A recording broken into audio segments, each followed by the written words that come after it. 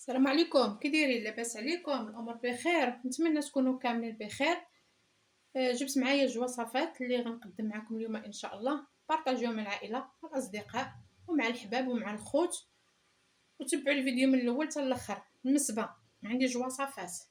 الوصفه الاولى اللي عندها صفوريه في السنان واللي عندها فمها كيدوز بالدم، والثانيه كتصلح الالم، لا عندك سنان الم وإلا عندك الريحة في الكريهة في الفم إن شاء الله.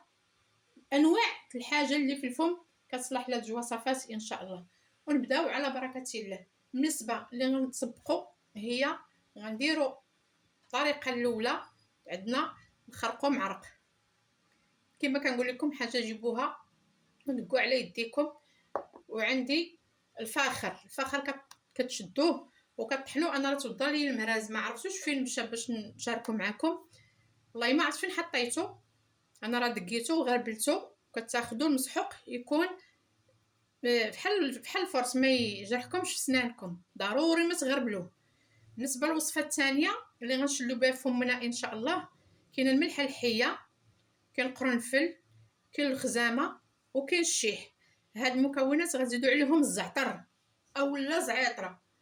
انا ما بقاش عندي، كان عندي واحد شويه ولكن طحنته درتو في حاجه اخرى. زيدوا الزعتر ونبداو على بركه الله. غنشدوا هذا الخرق معرق وهذا الفاخر وغنشدوه غنخلطوه مع بعضياتو.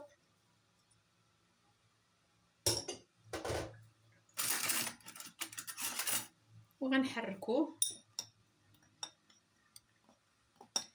بالنسبه لهذا انا ما بغيتش نبين، كما كتعرفوا الاشارات راه ما غنديرش اشهار. ديروا اي سينيار كتستعملوه نتوما، اي سينيار بغيتوه استعملوه. انا غندير سينيار ديالي ها هو. ديروا جهد سينيار اللي غتحكوا بهم دوك السنينات،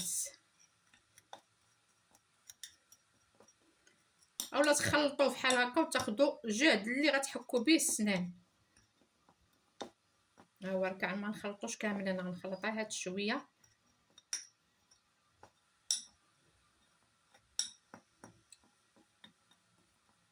ونزيدو قطيره ديال الماء، قطيره.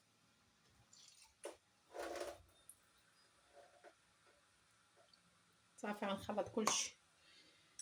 وصل هذاك انا نخلط كلشي.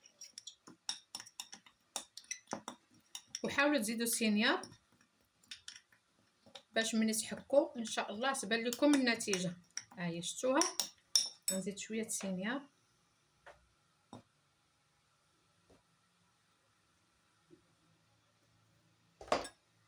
انا راه ما كتخطانيش هاد الوصفات اللي اللي غنشارك معكم اليوم، لا ليا لا لوليداتي.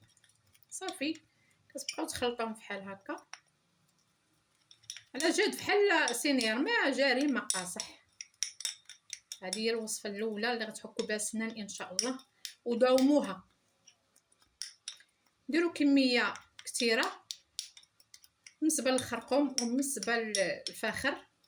ها هي هذه. وضروري تزيدوا قطيره الماء باش الخليط يجري لكم شويه. هذه هي الوصفه الاولى.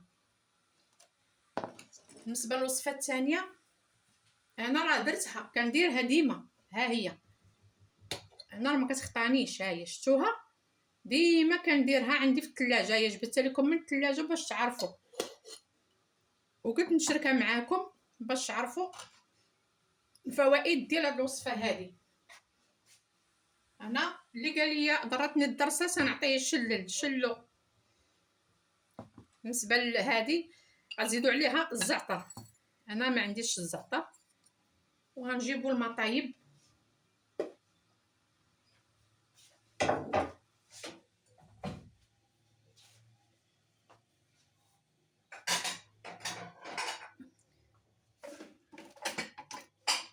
غنخوي عليها كاس ديال الماء طايب ولا جوج كيسان، قد ما كثرتو قد ما مزيان. حيت انا عندي، انا قلت غادي نشاركها معكم. صافي بارك. درت جهد كاس كبير ديال الماء.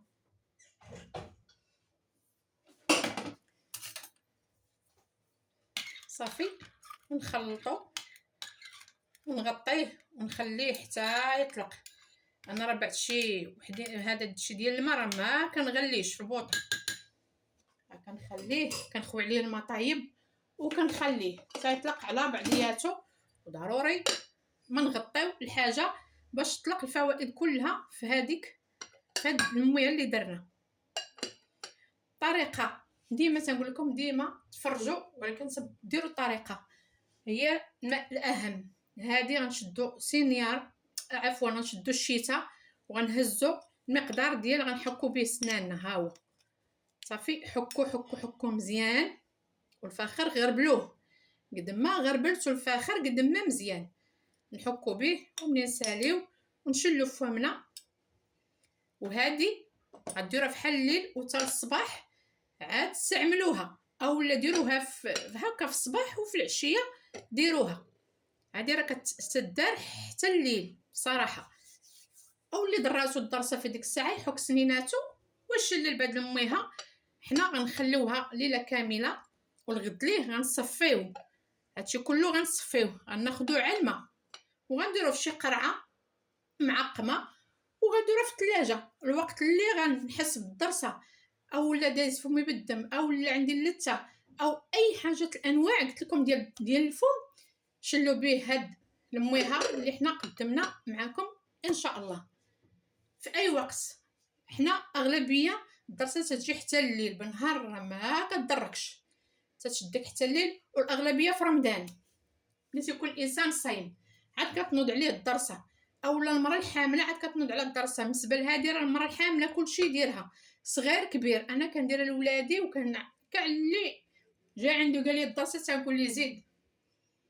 تسخنوها كديروها في الثلاجه وكتاخذوا جغيمه ديال الماء منها دفيوها سخنوا على جهد الفم وشلوا بها فمكم مزيان وسيروا تنعسوا. هذه كديروها ورا الماكله بصفه كامله، كتحكوا بسينير وتشلوا فمكم بهذا. والله يجيب الشفاء للجميع، ونتلاقاو ان شاء الله فيديو اخر ان شاء الله. بسلامه عليكم.